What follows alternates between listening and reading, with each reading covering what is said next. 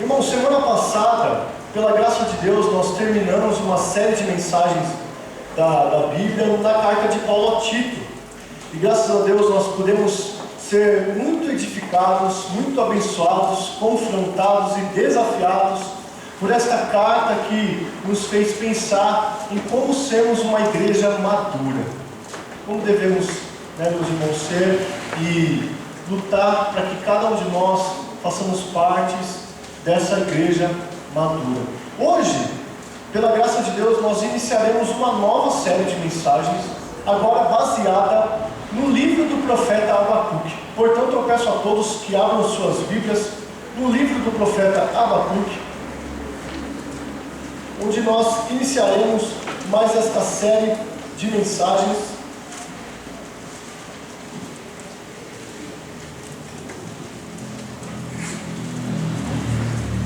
Livro do profeta Abacuque, o capítulo 1. Eu farei a leitura dos versos 1 a 4. Peço que os irmãos acompanhem.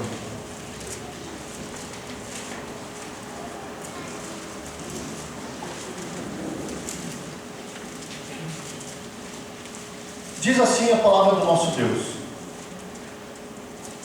sentença revelada ao profeta Abacuque. Até quando, Senhor, clamarei eu, e tu não me escutarás?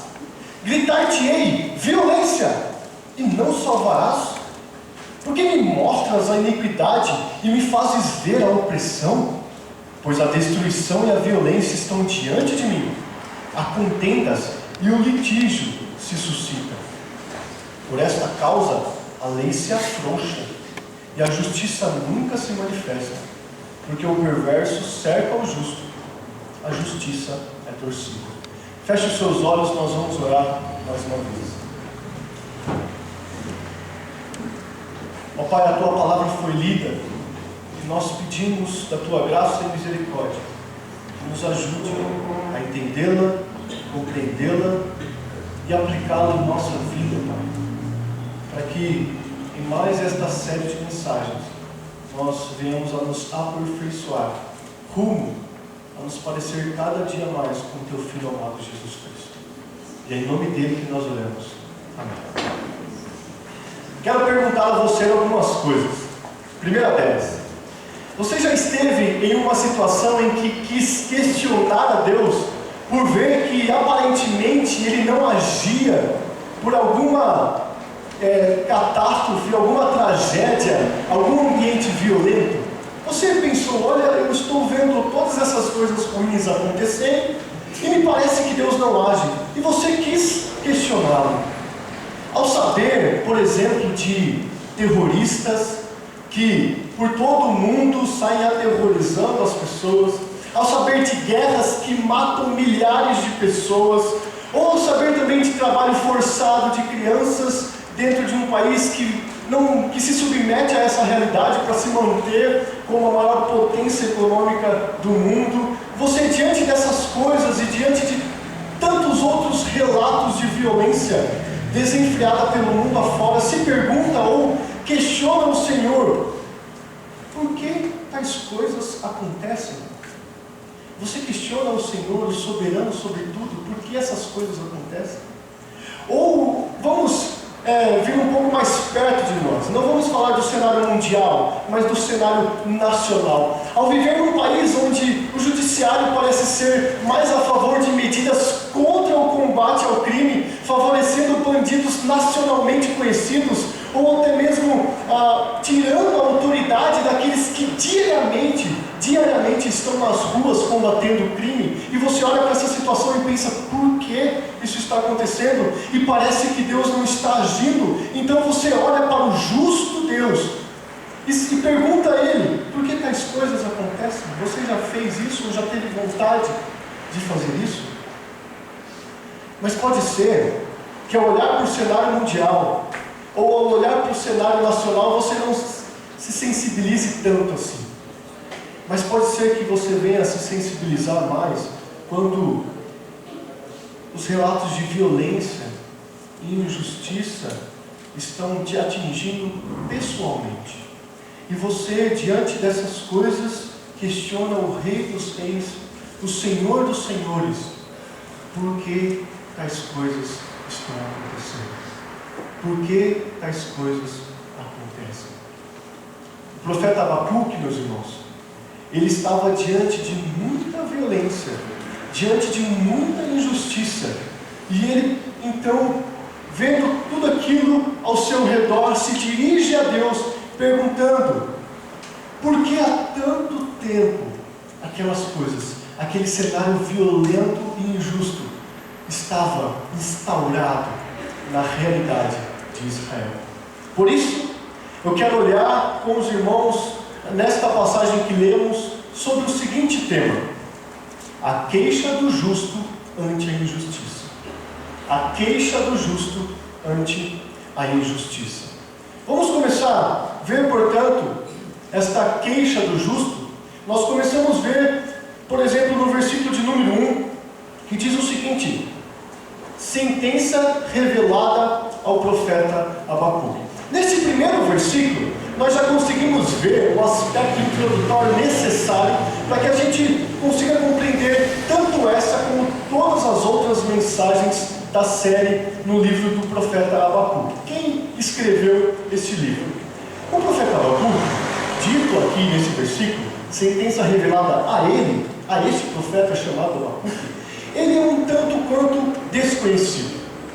Em nenhuma outra parte da Bíblia é falado sobre ele, a não ser aqui, onde no seu livro, no livro intitulado com o seu nome, ele aparece então, Abacuque. A teoria mais provável quanto ao significado do seu nome é que este nome significa abraço ou abraçar. Mas, sem entrarmos muito na questão do significado do nome, ou até mesmo do motivo dele não ser citado em outros lugares da Bíblia, nós vemos que esta sentença, ela é revelada a Abacuque. Portanto, nada do que nós veremos aqui provém de uma visão assim, pessoal de Abacuque que ele quis registrar para o seu bel prazer, ou para falar de alguma coisa que ele não estava gostando lá em Israel. Não, é uma sentença revelada a Abacuque. Deus se revela de várias maneiras. Aqui nós veremos que é por meio de um diálogo. O profeta Abacuque faz questionamentos e Deus, portanto, revela essa sentença a ele. E a perplexidade, a surpresa, a angústia de Abacuque pode ser traduzida por alguns dramas que reflete aqui no livro dele, que o reverendo Hernandes Dias Lopes comenta ao estudar o livro do profeta Abacuque. Primeiro, porque ele recebe uma mensagem pesada. A palavra traduzida como sentença tem esse significado. Por exemplo, quando a mesma palavra aparece lá em Jeremias 23:33, ela é traduzida como: qual é a sentença pesada do Senhor? E aí a resposta é: vós sois o peso. Então, ambas expressões, sentença pesada e peso, é a mesma expressão traduzida aqui como sentença. Então nós já vemos aqui que tudo aquilo que será exposto, tudo aquilo que foi registrado pelo profeta Abacuque é pesado, é um fardo, é uma mensagem pesada de se carregar, uma mensagem difícil, uma mensagem triste, e ele estava diante e carregando esta sentença, esta mensagem pesada. Mas o drama não é somente visto por essa sentença, mas também porque ele parece não ter algumas de suas orações respondidas. Quando nós vemos a expressão até quando, parece que o profeta Abacuque já vinha há algum tempo orando e clamando e suplicando ao Senhor, até que então ele diz: até quando? Nos parece, portanto, que ele já vinha orando e algumas de suas orações pareciam não respondidas. Ele via aquele cenário violento e injusto e não tinha resposta. Mas também nós vemos que, além de ser uma sentença pesada, de ter suas orações não respondidas até então, ele também tinha o drama, como diz o reverendo Hernandes, de ver a sua geração atolada em corrupção. O profeta Abacuque olhava para Israel e via injustiça, via violência, via idolatria, via opressão, via um cenário totalmente corrompido. Então, nós nos encontramos aqui com um profeta perplexo, surpreso, estarrecido com um povo corrupto, com suas orações que se demoram a ser respondidas e com uma sentença pesada diante dele. E nós veremos, primeiramente, como eu disse, o tema é a queixa do justo ante a injustiça. E nós veremos, primeiramente, a queixa de Abacuque, aqui representando um justo, representando o remanescente fiel de Israel. Ele faz essa queixa ao Senhor e ela está registrada no versículo 2 e no início do versículo 3. Acompanhe a leitura do versículo 2 e aí eu vou pedir para os irmãos lerem o versículo 3. Diz assim o verso 2: Até quando, Senhor, clamarei eu e tu não me escutarás? Gritar-te-ei violência e não me salvarás? Porque me mostras a iniquidade e me fazes ver a opressão, pois a destruição e a violência estão diante de mim. Há contendas e elogios se suscitam. Se nós acabamos de ver quem escreveu este livro, esta profecia, esta sentença, nós veremos agora, não por quem ele foi escrito, mas por que ele foi escrito. E o motivo é expresso já nesses versículos aqui. Nós vemos, por exemplo, que a profecia de Abacuque originou-se na profunda preocupação, angústia e indignação diante daquele cenário de violência e injustiça que aquela sociedade na qual ele estava inserida tinha e estava atolado. O livro, ele surge após essas primeiras questões de Abacuque. A sentença revelada de Deus vem justamente como uma reação a esses questionamentos do profeta Abacuque. E aí o capítulo 1 fala de uma sentença espantosa e difícil de ser aceita. O capítulo 2 fala de uma revelação gloriosa de Deus. E o 3 fala de um cântico de adoração a esse Deus glorioso. Essa divisão nós encontramos no livro que o reverendo Heber Júnior escreveu ao analisar o livro do profeta Abacuque. Portanto, nesse capítulo 1 nós temos um diálogo de Deus. Abacuque faz esses questionamentos, Deus responde. Abacuque não gosta muito da resposta, mas aí no capítulo 2 vem uma revelação gloriosa de Deus. E no capítulo 3, diante dessa revelação, o profeta Abacuque não tem outra reação a não ser louvar, engrandecer e adorar a Deus. Por isso ele compõe um cântico. Todas essas passagens nós veremos, se Deus quiser, se Deus permitir, durante esta série de mensagens. E o tema do livro, ele pode ser resumido, como diz o Dr. Palmer Robertson, da seguinte forma: uma fé sólida confia humildemente, porém persistentemente, nos desígnios de Deus, a fim de estabelecer a justiça na terra. Então aqueles que estão firmados no Senhor, têm uma fé sólida no Deus, Criador dos céus e da terra, eles são humildes. Eles entendem a relação de dependência, de necessidade diante deste Deus Todo-Poderoso.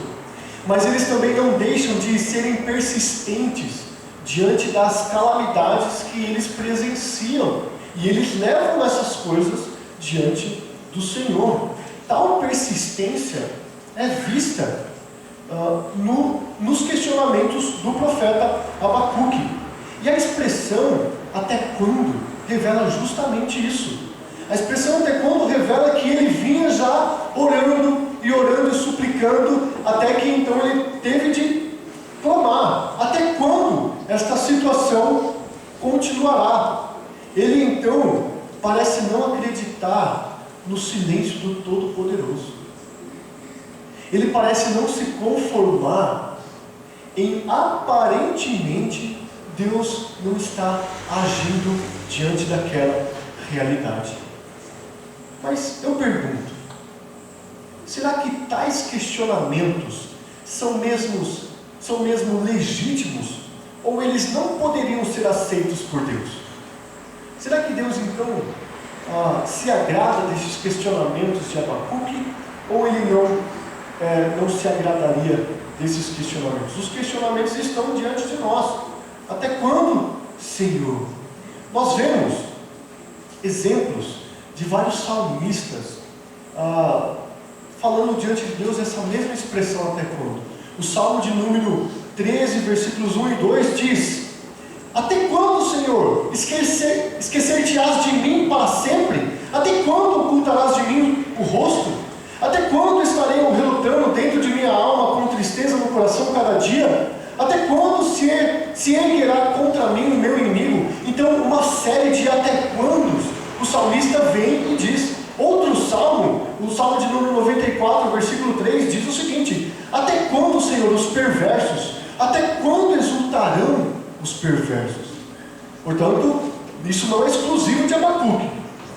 As salmistas, eu trago apenas 2 exemplos de salmistas que se dirigiram a Deus da mesma forma, com esta expressão, até quando. Tais exemplos não podem ser considerados pecaminosos de acordo com o contexto dos salmos. Portanto, nós já temos um indício se o questionamento de Abacuque é legítimo, vendo que o questionamento dos salmistas, sim, são legítimos. Também, eles não são advertidos pelo próprio Deus: olha, pare com isso, pare de me questionar, eu não aguento mais você me dizendo até quando. No Salmo de número 13, nós vimos aqui uma série de 4 até quando. E Deus não diz: pare, eu não estou aguentando você falar dessa maneira comigo. Deus não os adverte dessa forma, dizendo para que não sejam feitos esses questionamentos. Mas, para entendermos de uma vez por todas que é legítimo o questionamento do profeta Abacuque, nós temos, por exemplo, em Apocalipse 6, versículo 10, ali, pessoas já santificadas, dizendo o seguinte, o versículo diz o seguinte: clamaram em grande voz, dizendo: até quando, ó soberano Senhor, santo e verdadeiro, não julgas, nem vingas o nosso sangue dos que habitam sobre a terra?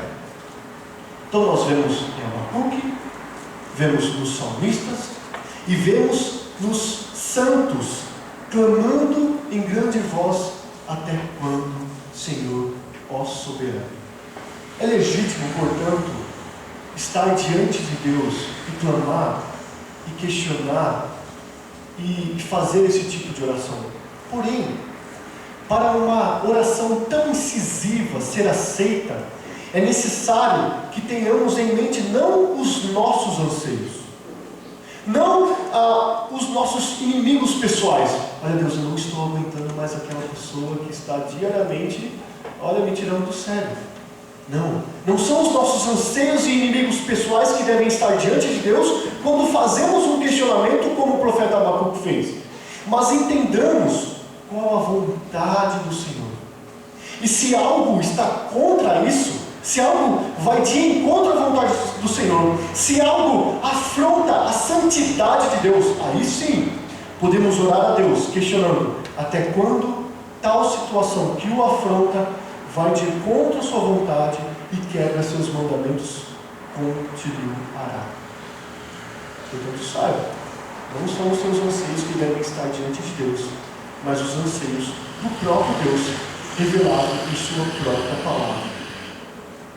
A indignação do profeta, a indignação do salmista, a indignação daqueles santos registrados lá em Apocalipse é lícita, é legítima, pois resulta de opressões injustas. Eles veem opressões, injustiça e violência injustamente, e eles então clamam ao Senhor. Mais do que isso, ela provém não só de um interesse próprio, mas de um zelo pela honra de Deus. Quando estes fiéis, estes crentes percebem que a santidade de Deus, a honra, a glória, a majestade, a grandeza de Deus estão sendo afrontadas pelas pessoas, eles devem também se indignar. Este anseio por justiça, agora preste bem atenção, porque nós falamos de um anseio por justiça legítimo, mas há anseios que parecem legítimos por justiça, mas não são bem assim. Nós vemos, por exemplo, o reverendo Weber Jr., ele traz em seu livro o seguinte: esse anseio por justiça é bem diferente do anseio por justiça social comum às teologias de libertação. Ou ao que nós podemos ver, por exemplo, no contexto mais evangélico, a teologia da libertação está ligada mais à Igreja Católica, mas no contexto mais evangélico nós vemos, por exemplo, os marxistas culturais. E estes entendem que é pela justiça social que haverá redenção. Mas não é esse tipo de justiça que tanto o profeta Abacuque, como o salmista, como aqueles santos lá de Apocalipse pedem. Porque eles não entendem que uma ação social redimirá o ambiente e a sociedade. Mas assim como eles oraram lá em Apocalipse, até quando, ó soberano Senhor. Portanto, tanto Abacuque, quanto o salmista, quanto os santos, eles esperam do soberano Deus a justiça, a redenção e um cenário um cenário melhor de se viver. Então, nós entendemos que a Bíblia apresenta Deus como sendo o único realizador dessa justiça, dessa transformação social. É interessante que não somente Abacuque, o salmista, ou aqueles lá de Apocalipse, disseram até quando. O próprio Deus já disse até quando. Parece que, então, o profeta, ele se vê diante de um Deus que já disse certa vez esta expressão. Logicamente que nós não nos comparamos à santidade de Deus, mas Deus disse, por exemplo, lá em Êxodo 16, 28, o seguinte: até quando, ele falando para Moisés, até quando recusareis guardar os meus mandamentos e as minhas leis? Você vê a similaridade do questionamento do profeta Abacuque com a indignação do próprio Deus. O profeta Abacuque justamente queria que aquele povo obedecesse aos mandamentos, não a ele mesmo. Então, há similaridades aqui. Em Números, capítulo 14, 11, diz o seguinte: disse o Senhor a Moisés: até quando me provocará este povo, e até quando não crerá em mim, a despeito de todos os sinais que fiz no meio dele? Então, o próprio Deus, ele se vê não aceitando a realidade do seu povo, em insistentemente o afrontar e desobedecer suas leis, mesmo diante de um Deus que é todo-poderoso e que realizou vários sinais naquele povo. Mas também há uma questão interessante do porquê que, por exemplo, do porquê que aquela situação ainda se delongava e demorava a resposta. Quando vocês lembram, quando o povo de Israel quis um rei, ele queria um rei, era Deus o rei do povo. Eles até então viviam numa teocracia, olha, Deus é o rei daquele povo. Mas eles, olhando para os povos ao redor, disseram: olha, nós queremos um rei, porque nós precisamos de um rei, alguém que nós vejamos aqui e que vá nas batalhas, um rei forte, que lute e tudo mais. E aí, quando eles pediram um rei, Deus fez uma advertência dentre tantas outras. Uma das advertências foi a seguinte: naquele dia clamareis por causa do vosso rei, que houverdes escolhido, mas o Senhor não vos ouvirá naquele dia. O profeta Samuel dizendo isso. Ou seja, eles escolheram reis, e quando um rei mau estava no comando, provavelmente Deus não quis agir imediatamente para com aquele povo, porque ele já tinha avisado aquele povo de que escolher um rei não daria muito certo. Abacuque, portanto, meus irmãos, está correto na sua primeira reação. Ele ora ao Senhor, colocando a expectativa em Deus, esperando nesse Deus soberano, nesse Senhor, nesse glorioso e majestoso Deus que governa sobre tudo, a resposta, a ação, o julgamento, a vingança, esperando do próprio Deus todas estas coisas. Ele quer a resolução de tudo isso do próprio Deus. Quantas coisas, meus irmãos, nós podemos aprender com a queixa de um justo? Aqui no caso, Abacuque. A primeira coisa que nós descobrimos, quando ele diz aqui: até quando, Senhor, clamarei eu e tu não me escutarás? Gritar-te-ei violência e tu não salvarás?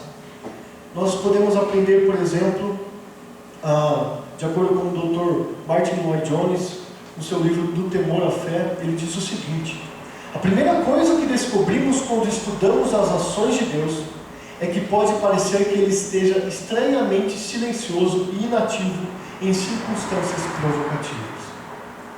Meus irmãos, como eu disse aqui na introdução desta mensagem, nós vemos no contexto mundial, nacional ou pessoal, por vezes violência e injustiça. E por vezes você deve ter se encontrado numa situação em que você clamava, suplicava, orava e não via, estranhamente, uma resposta de Deus. E por vezes você achava que aparentemente Deus estava sem agir.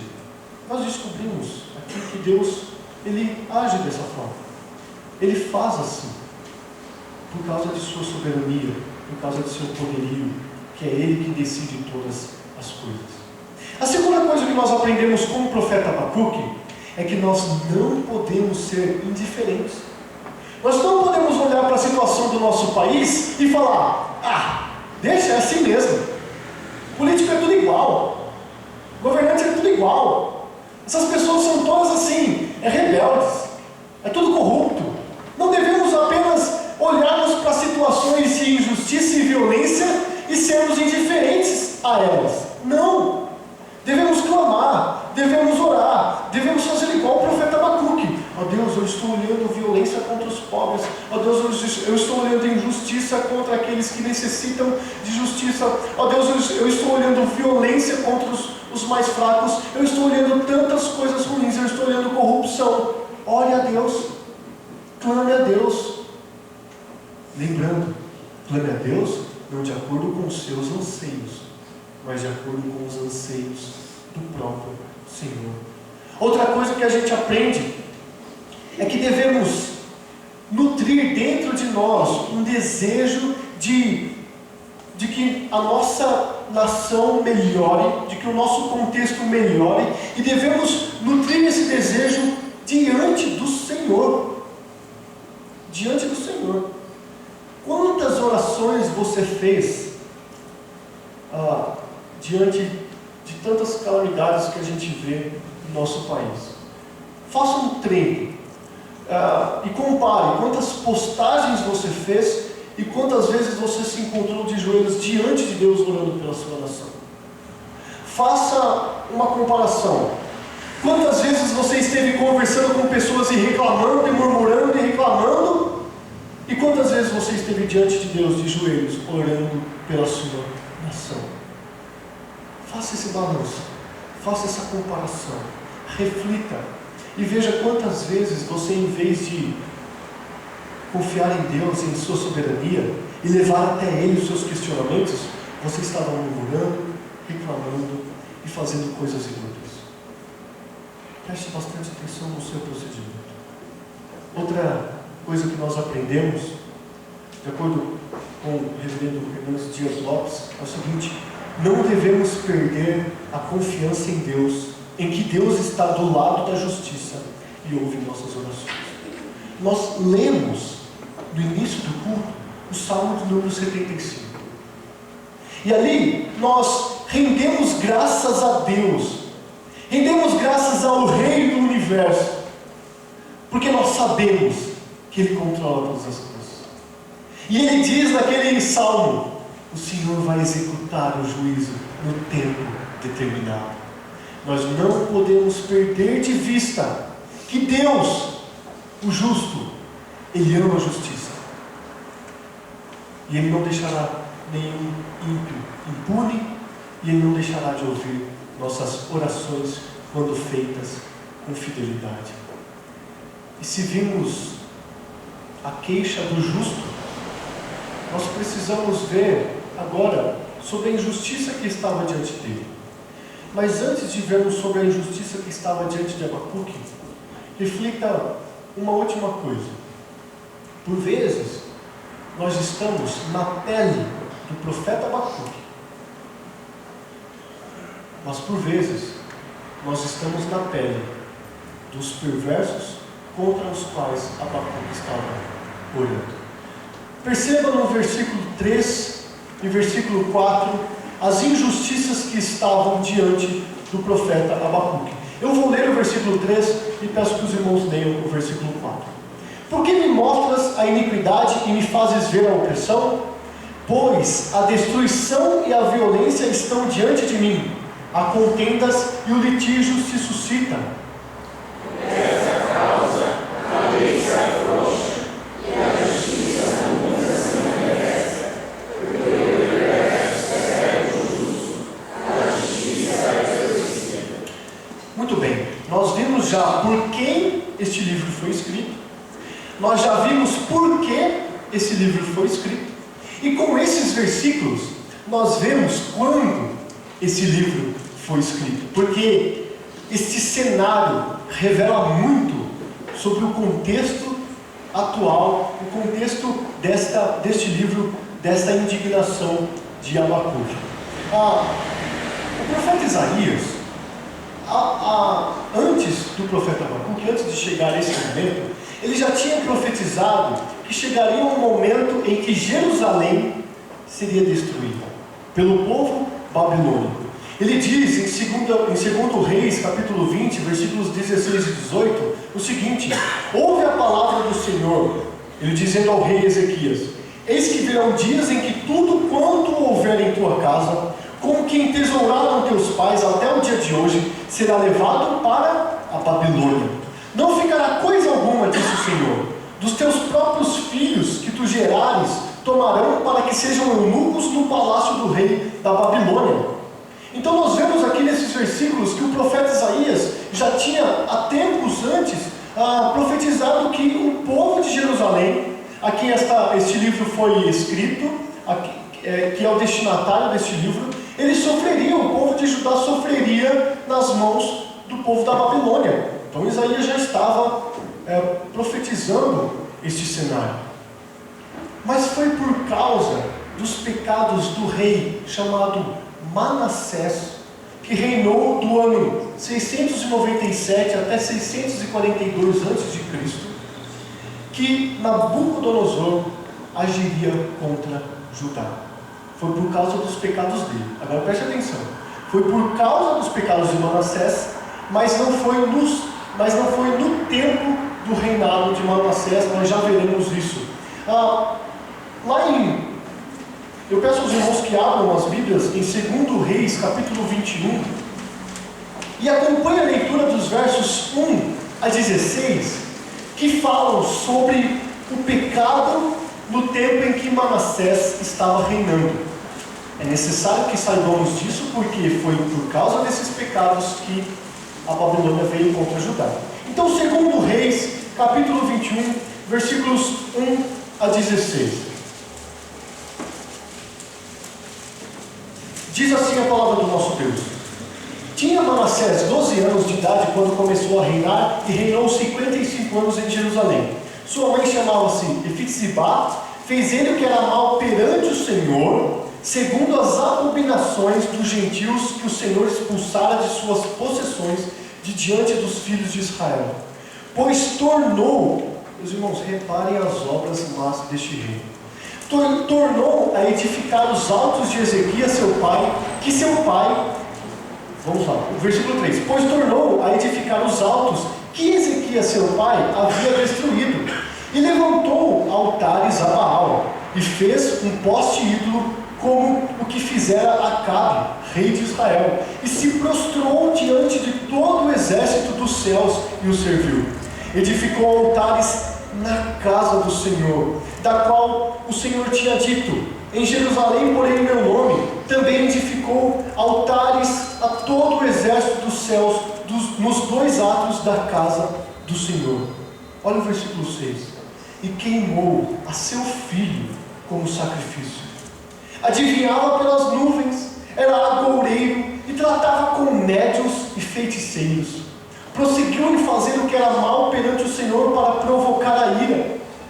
Também pôs a imagem de escultura do poste ídolo que tinha feito na casa de que o Senhor dissera a Davi e o Salomão seu filho: nesta casa e em Jerusalém, que escolhi de todas as tribos de Israel, porei o meu nome para sempre. E não farei que os pés de Israel andem errantes da terra que dei a seus pais, contanto que tenham cuidado de fazer segundo tudo o que lhes tenho mandado e conforme toda a lei que Moisés, meu servo, lhes ordenou. Eles, porém, não ouviram. E Manassés de tal modo os fez errar, que fizeram pior do que as nações que o Senhor tinha destruído de diante dos filhos de Israel. Por enquanto até aqui, preste atenção. Este rei, nós vimos aqui vários tipos de deuses sendo idolatrados durante o reinado de Manassés. Era Baal, era todo o exército dos céus. Por falta de nomes, foi falado logo um grupo.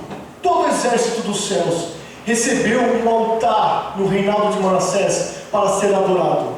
E ele fez isso, não era nas cidades estrangeiras, não era na periferia de Jerusalém, era na casa do Senhor. Imagine você se tivesse aqui no púlpito uma imagem para ser adorada. Quão escandalizados vocês ficariam? Era nesse contexto. Aquele rei colocou dentro da casa do Senhor ídolos para serem adorados. Ele sacrificou o seu próprio filho na adoração àqueles deuses. Você que é mãe, você que é pai, eu posso dizer porque eu já sou pai. Como isso soa como um absurdo diante de nós. Alguém sacrificar o próprio filho para servir a outros deuses. Deus tinha dito: ouça a minha voz, ouça os meus mandamentos. Eles não deram ouvidos. Agora preste atenção a partir do verso 10. Diz assim: então o Senhor falou por intermédio dos profetas seus servos, dizendo: visto que Manassés, rei de Judá, cometeu estas abominações, fazendo pior que tudo que fizeram os amorreus antes dele, e também a Judá fez pecar com os ídolos dele, assim diz o Senhor Deus de Israel: eis que hei de trazer tais males sobre Jerusalém e Judá, que todo o que os ouvir lhe tinarão ambos os ouvidos. Estenderei sobre Jerusalém o cordel de Samaria e o prumo da casa de Acabe. Eliminarei Jerusalém como quem elimina a sujeira de um prato. Elimina e o engorda.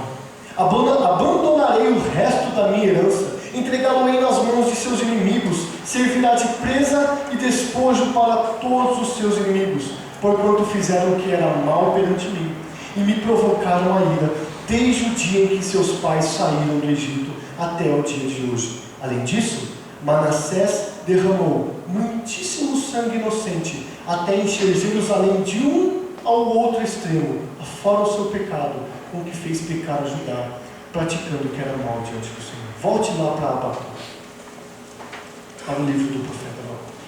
Nós vemos, portanto, que o reinado de Manassés foi terrível. Foi cheio de corrupção, violência e idolatria. E depois de alguns anos, depois de 2 anos do reinado de Amon, filho de Manassés, veio o reinado de Josias. E Josias reinou de 640 a 609. E o reinado de Josias foi bom. Eu não vou ler o texto aqui, mas porque o reinado de Josias foi bom, porque ele fez uma reforma político-religiosa em Jerusalém, Deus disse a Josias: olha, não vai ser no seu tempo que o juízo virá, porque você tem sido fiel. Depois você pode continuar a leitura do texto lá do capítulo 21 do 2 Reis, que você verá isso. Então não vai ser nos seus dias, Josias, porque você tem sido fiel aos meus mandamentos. Josias tirou todos aqueles ídolos que Manassés tinha colocados dentro da casa do Senhor. Josias restabeleceu os mandamentos dentro do povo de Israel. Então foi um reinado muito próspero, político e religiosamente. Mas aí Josias morreu e ficou temporariamente sob o domínio dos egípcios, que tinham feito um acordo com Israel. E ali, neste tempo, 3 3 reis reinaram lá, filhos de Josias: Jeoacás, Joaquim e Zedequias. E quando estava Joaquim reinando, neto de Josias, e aí é que veio o povo babilônico e devastou de uma vez por todas Jerusalém. Jerusalém foi devastada, meus irmãos. Jerusalém foi acabada. Mas foi no reinado de Jeoaquim, e nós veremos isso, que foi escrito o livro do profeta Abacuque. Ele era um dos filhos do rei Josias. E diz a palavra de Deus que Jeoaquim fez o que era mal perante o Senhor, assim como seus pais fizeram, fazendo referência aos pecados de Manassés. Portanto, num reinado da linhagem de Manassés, alguém que estava cometendo os mesmos pecados que Manassés, é que veio esta palavra do Senhor, e é que viria o começo da ascensão babilônica sobre o povo de Israel. Preste atenção em uma coisa. Depois de sabermos desse contexto histórico, necessário para toda a compreensão do livro, Deus demonstra ter cessado a paciência dele. Olha, eu vi o pecado de vocês durante muito tempo, desde o Egito até o reinado de Manassés. Minha paciência acabou. Então, nós vemos como o Senhor é o rei da história, como Deus é o Senhor da história, que o cenário mundial era da Babilônia crescendo em força, crescendo em potência. Os seus exércitos estavam devastando todos os povos. Então, enquanto Deus estava profetizando através dos profetas que viria o julgamento, uma nação estava vindo devastando todo o mundo antigo. Os profetas, então, diante desse cenário, já não chamavam mais o povo ao arrependimento. Não, como em outros profetas nós vemos. Aqui no profeta Abacuque a gente vê um juízo. A gente vê uma situação de que, olha, não há mais jeito. Vocês serão julgados. Acabou a paciência de Deus. Nós vemos que nos dias de Jeoaquim, lá em Jeremias capítulo 22, os versos 13 a 23, que o reinado de Jeoaquim estava cada vez pior. Ali, enquanto ele ficava nos palácios do rei, a injustiça e a corrupção reinavam na sociedade israelita. E ele não se importava. E é por isso que no versículo 18 de Jeremias 22 diz: assim diz o Senhor acerca de Jeoaquim, filho de Josias, rei de Judá: não lamentarão dizendo, ai meu irmão, ou ainda, ai minha irmã, nem lamentarei dizendo, ai Senhor, ou ai sua glória.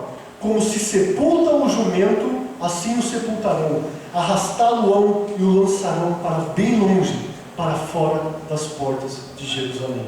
Portanto, no reinado de Jeoaquim, como diz o profeta Jeremias, estava muito mais próximo esta destruição de Jerusalém. É por isso que nós entendemos que o livro do profeta Abacuque foi escrito enquanto Jeoaquim estava reinando do ano 609 até o ano 605 a.C.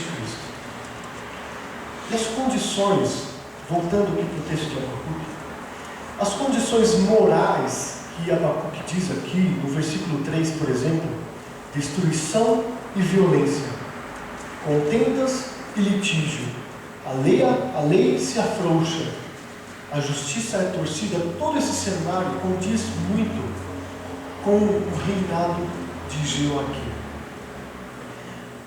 Então, nós podemos ver que enquanto Jeoaquim reinava, achando que nada o atingiria, Deus profetizava através de Abacuque que ele seria sim atingido, e que ele seria sim, que Jerusalém seria sim devastada. Sabe o que, portanto, deixa ainda Abacuque mais perplexo? É que a violência, a destruição, a corrupção não vinham dos povos estrangeiros, mas a procedência era do próprio povo de Deus.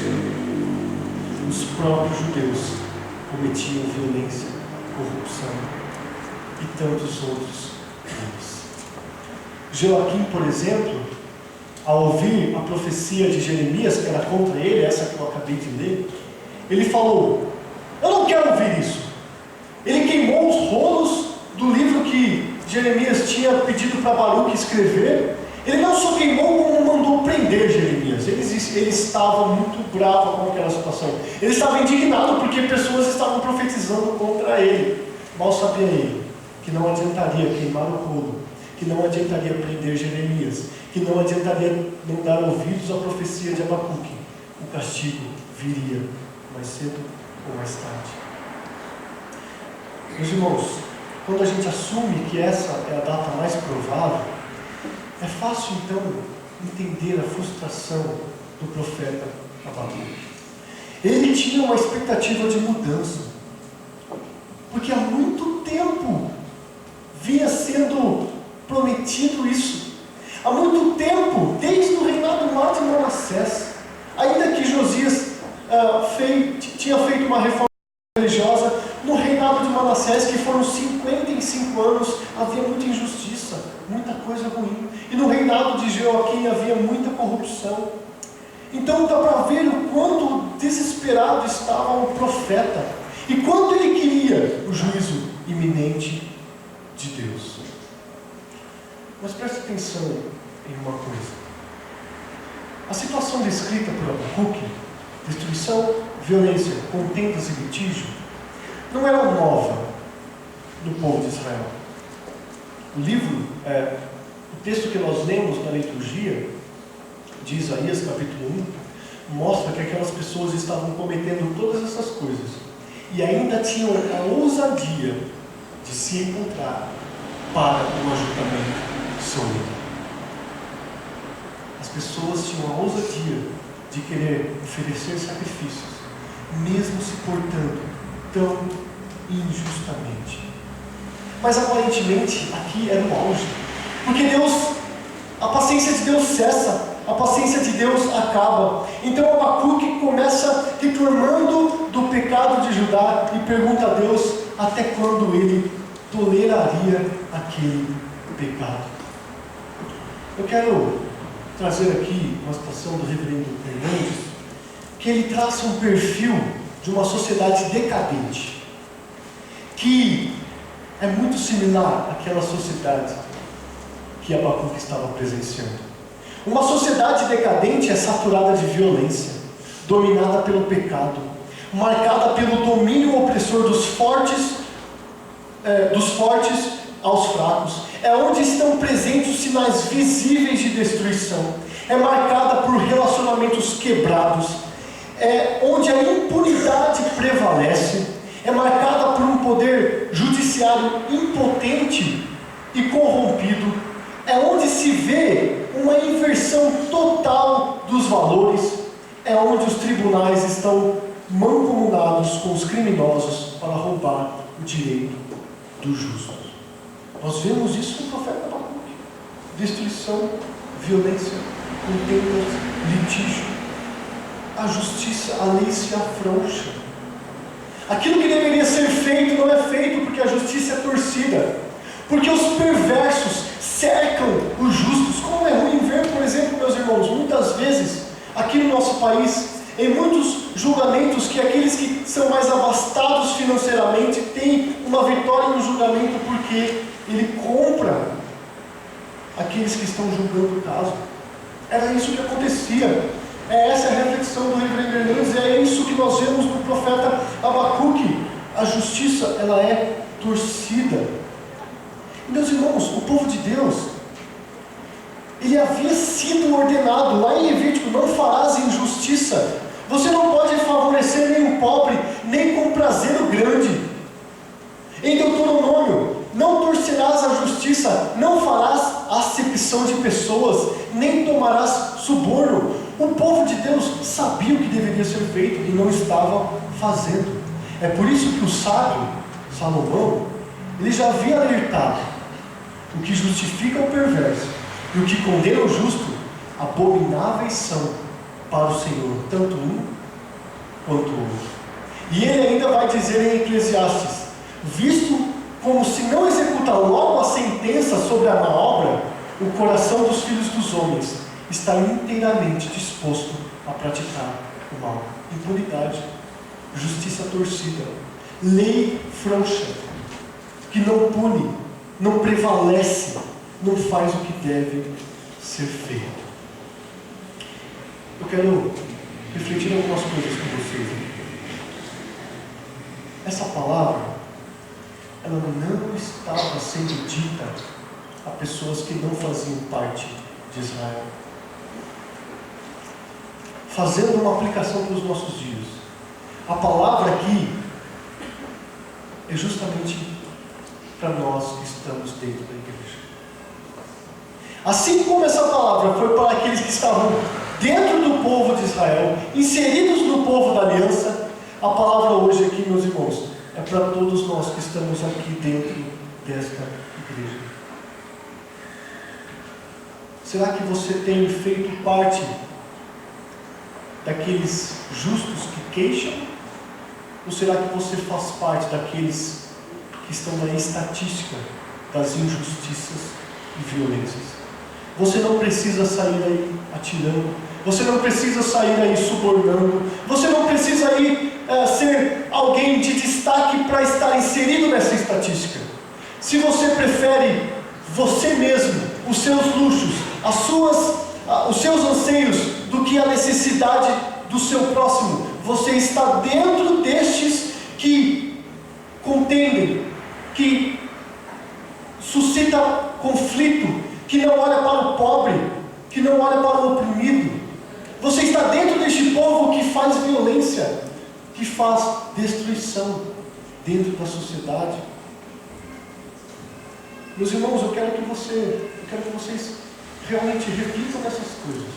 A palavra que nós veremos aqui, durante todo o livro do profeta Abacuque, é direcionada justamente ao povo de Deus, que por vezes tem olhado mais para si do que para os mandamentos de Deus e para aquele que está do lado do nosso coração. O profeta Abacuque fala sobre contendas.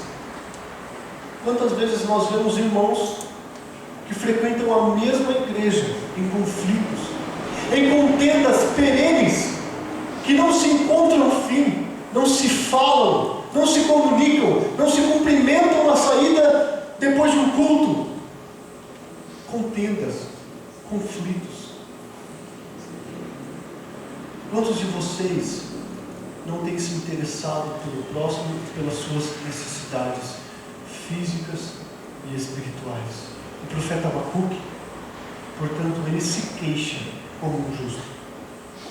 E ele se queixa ante a injustiça que muitas vezes nós estamos cometendo. Você lembra, mais uma vez, eu quero repetir aqui, você lembra do texto da liturgia de Isaías?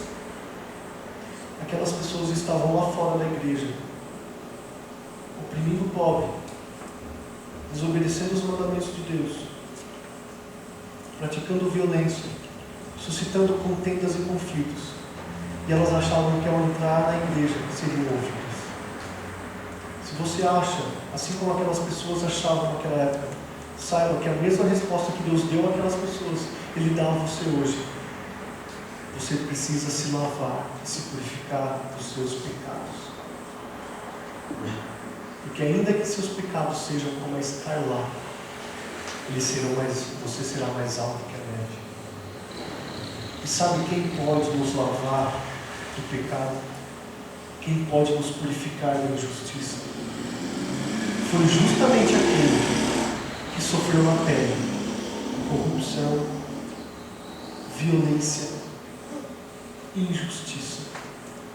Foi Jesus Cristo.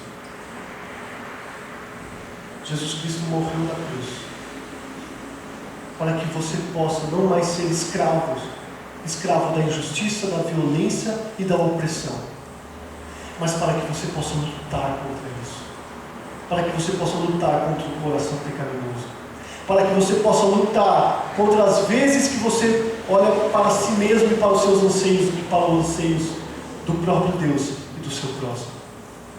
para que você possa agradar a Deus, para que você possa cumprir os mandamentos de Deus, para que você possa estar na posição de Abacuque, como um justo que se queixa ante a injustiça.